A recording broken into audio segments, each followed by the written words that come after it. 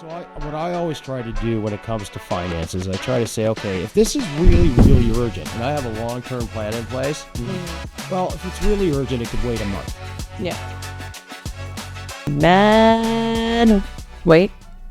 Money. Life, money, action. Welcome to Small Change, Big Gains, the podcast where we explore how small, intentional decisions can lead to major results in your financial life and personal growth. Whether you're looking to invest smarter, develop better habits, or simply find balance, we'll learn together how minor shifts can make a big impact. Join us as we unravel experiences, explore practical tips, and hear inspiring stories. Let's make it happen, one small change at a time towards big gains. Put this on my shirt. I did. What is that, a bug, Sean? What is it? Your bug. Looks like a a bug. black squirrel's caught my shirt. What is this thing? does. Seriously. It's the little It's fluffy got a thing. fluffy What does it do? tail. Why is It's it a pop stuck on filter. me? It's a pop filter. I want to swat it. I want to swat it. What is this, the Does airport look here? like a bug. God, you make me so You're emotional. bug, Sean. You make me emotional. Seriously. I love it. God, you're like Donald Trump in his tweets right now. This guy's tweeting at 3 in the morning. Literally 3 in the morning. I'm like, go to bed, man. Got me to thinking, though. What? Just now. Well, I got emotional Okay. because you stuck something in my shirt. Does it feel cool? All right? Okay. I got emotional. I'm going to go and sell out my whole portfolio. No, don't do that. Yeah. Right? Well, what I thought we could talk about today is the whole, like, if we talk about the backstory we're all aware of, is that, you know, obviously, you know, we're in a politically, emotionally charged environment, understandably so. People have varying opinions, understandably so. Trump is always tweeting in caps all the time. He does tweet a lot. He does.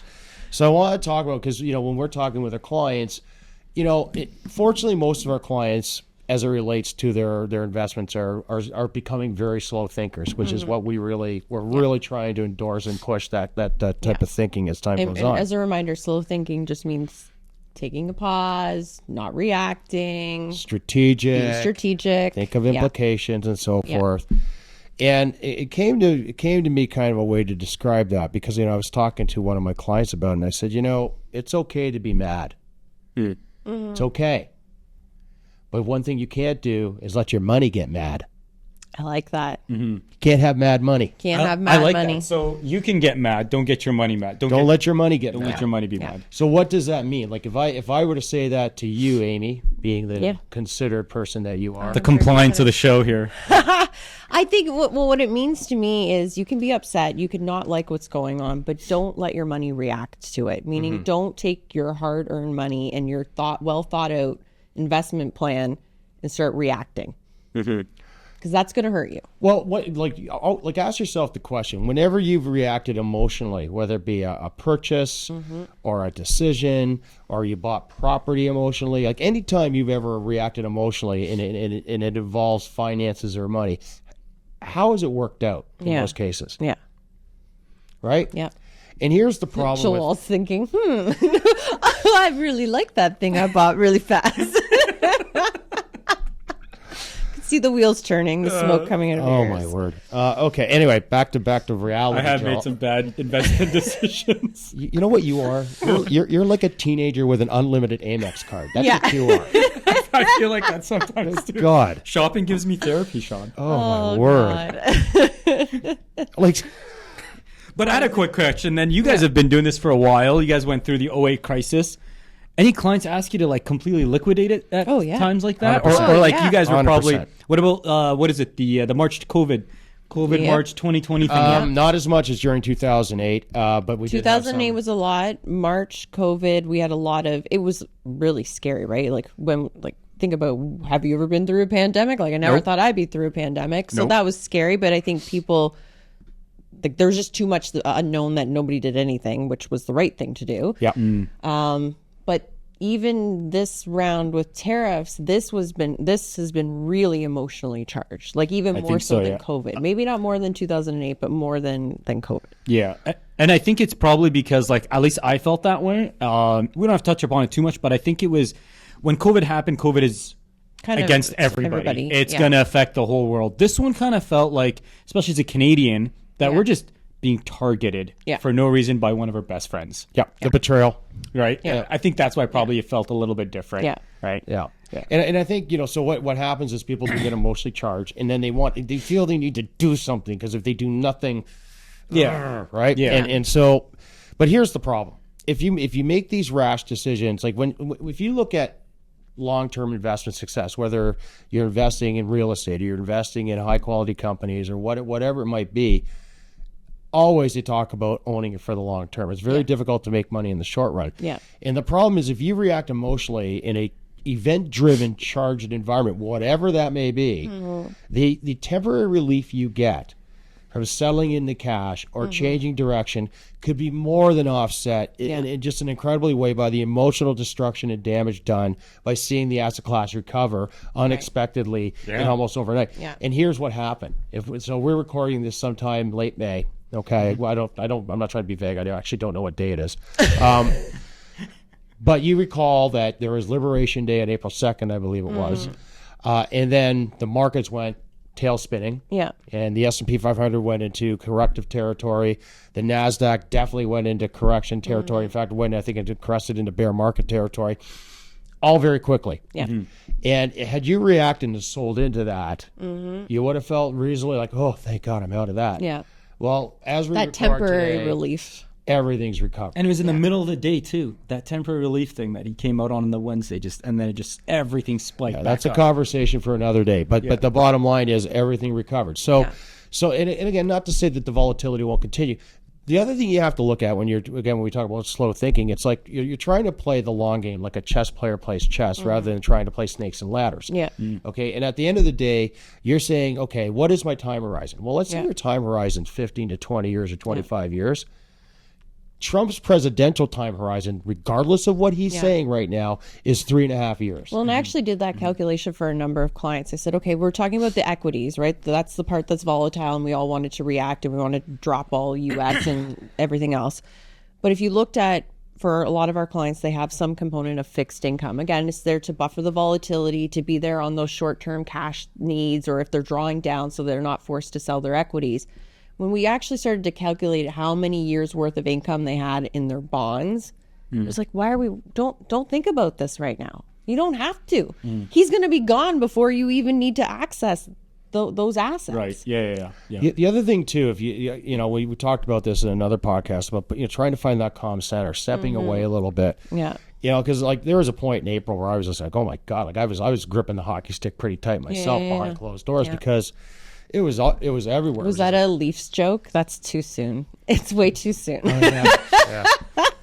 Leave the poor Leafs alone, guys. Yeah, it's still too soon. Yeah, it is. Anyway, Yeah. I'm a suffering Blue Jays fan, guys. Yeah, so there you go. There you go. Oh, you're in the same shoes then.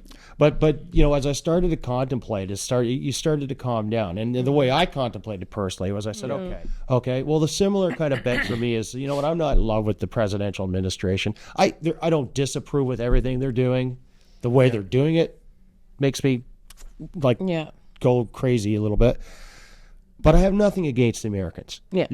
Okay, and if you ask most Americans, they don't want any part of this. They don't. Some do, but you know what? Most don't. So, so that soothed me to say, okay, you know what? Most companies that you invest in the United States don't want any part of this trade war. They don't want so they're not out to get like Walmart doesn't want to take over Canada. Yeah. Like they already have. Anyway, so I digress. But anyway, so it's okay to get emotional and get angry. Yeah. But if you get your money angry, it's going to do stupid stuff where you'll wake up 10 years. It'll hurt yourself. So how do you do that? How do you if you're not allowed, or if you're not going to take out your anger with your money, what do you do then? Well, like you're frustrated. In our line of business, and this is one thing I tell a lot of people, is I wish I would have I do spend a lot of time reading about it now, is psychology, right? Because oftentimes our clients are smart people. They know that. But it's sometimes hard in the moment, and that's why a lot of them will call us and they will vent and we will be frustrated together, but we will not do it to their money. Right? It's that extra checkpoint to say, I want to do this because it makes me feel this way, but is this the right thing financially? Okay, so stepping back and going, okay, well, wait, maybe I'm just overreacting. Okay, so what's your guys' comment to the DIYers out there? I think it's good if people have the time to do it and they're interested in it and doing it. And the temperament. But How do you develop the even time? if you're do-it-yourselfer, I think it's always good to have somebody there to talk to. Look, we Right? heard a gentleman who go nameless, and the guy is very bright. Yeah. Very, very smart guy. Yeah. Capable, like one of the most capable business leaders I've met. And he was saying, just almost in passing, that he sold his RSP to cash in the midst of this. Yeah. And like, I don't know for sure. I don't know his specific age or anything like that. But I bet you he's got at least 25 years before he has to turn his RSP to a RIF. Yeah. Yeah. Right? 25 years. And so what I always try to do when it comes to finances, I try to say, okay, if this is really, really urgent and I have a long-term plan in place, well, if it's really urgent, it could wait a month. Yeah. It can wait a month. Yeah. And if I feel in a month's time that, it's got to be done, then probably it makes some sense to do it. Right. But I won't do it in the moment. That's a good litmus test. Yeah. Assuming you've got long-term. Yeah. Take a month. Take Do a pause. nothing. Yep. Relax. Yeah. Like, I'm mad. I was mad at a stock that we own for a long time. Really mad. Yeah. Can't name the stock because I'll get sued. Yeah. Yeah. Anyway, but it's a big name stock that sucked. Yeah. But I didn't just rush out and sell it. I had to go, okay, well, finally come to the decision. We had to see some news and earnings around the company, the specific company. And then I also had to find an alternative where I'm not sacrificing the dividends that the company was paying, but also I have a reasonable chance to make our money back over time. Right. So it took me the whole process took about 4 to 5 weeks to really start from finish to end. When I made the decision to, I got to get off this. Yeah. Well, I was reading, I think it was yesterday, the day before yesterday, which probably could be another podcast topic in the future, but through the whole midst, Amy, as you mentioned previously, like this whole the cycle of like the tariff war and whatnot, the April, March stuff, the individual thought he would probably be able to capitalize on the volatility and make some really quick buck day trading. He's actually out $100K in just a couple months. Just day trading and being emotional. He admitted in the article, like they were, I think it was, I can't remember if it was BNN, but they were asking questions, and he said it was mainly driven a lot by emotion, which I guess, an extension to what you guys were saying, is very incorrect to do. Well, and you think about Sean, you watch a lot of sports and stuff, and I watch sports because I can't play sports. Me too. But it made me think, I don't want to get too much into the Maple Leafs, but one of the things I was saying is it always, it always seems to be at the same spot almost every single time. And I'm like, a lot of that might come down to psychology. And if you look at some of the best performing athletes out there, they have coaches. Oh, they have amazing coaches. And we've had LeBron's one of them. Well, we've had the privilege of having some great coaches, like Olympic coaches, come in and speak to us at our firm. Yep. And you look at what they get into their head and their training, and again, the athlete is doing all the physical work, but it's having somebody there in the back of their mind, reminding them they're focused.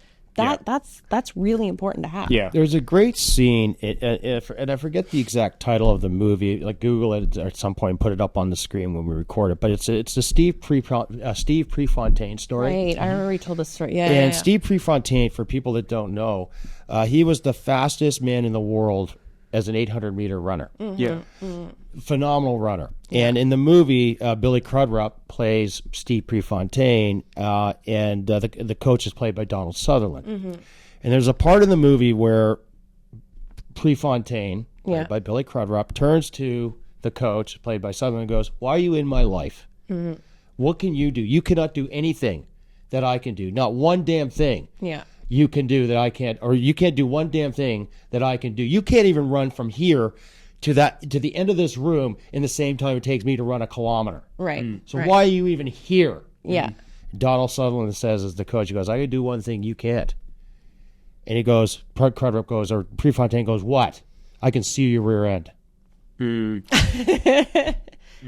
Right? So, which is like, critical to how you're running. Like watching your back kind of thing? Yeah. Catch your blind spots, things you're not paying attention to. That's why you have an advisor in all different areas. Yeah, and actually, when you look at like Charlie Munger famously said this, that the biggest threat to a person's investment success, I'm paraphrasing, is he or himself, or she or himself. Right. Okay. Yeah. We're the biggest threat to our own investment success. True. We will exhibit the behaviors that'll destroy economic wealth if we're left unencumbered. Yeah. Right. Yeah. So if you look at, for instance, and this is a study, I think it's a Dalbar study or something like that, but those who work with investment advisors are typically 2.5 to 3 times as wealthy as people that don't. It's true. It takes a very unique person to demonstrate the temperament. Most people have the brains. Yeah. And a lot of people have the time. It's the temperament. Yeah. That is so hard. Yeah. Absolutely. Yeah. Well, we work with a number of financial professionals, so it's not that they don't know how to manage their money. They do, but why do they have us? Well, to see the things they don't see, or to give them a different perspective or frame of reference, so that they don't make those critically big mistakes when you're feeling overly emotional. One of my colleagues that I've known for years, him and I were hired around the same time. His name's Darren. He had this great line where if someone calls up, he goes, "Just so you know, whatever you're going to ask, my job is to tell you not to do it." Just before the conversation even gets started, I'm going to say no. That's actually Just so you know, and we could probably truncate Actually, a this lot of our conversation. clients do know that. They're like, we know what you're going to say, but I think we just want you to say it. And I'm like, okay, I'll say it. No, I think it's a great line. So, like, at the end of the day, I kind of, think it through whenever you're mad. It's like, well, if I'm mad or if I'm emotional, don't let my money get emotional. Yeah. I like that. Yeah. If I'm emotional, don't let your money get emotional. Or if you're emotional, don't let your money get emotional. Which, by the way, it's okay to be emotional. That's a Totally fine. That's a totally rational response to a lot human of response. things. Yep. Absolutely. Just not your money. Yep. Great reminder. Okay. And there you go. Adios.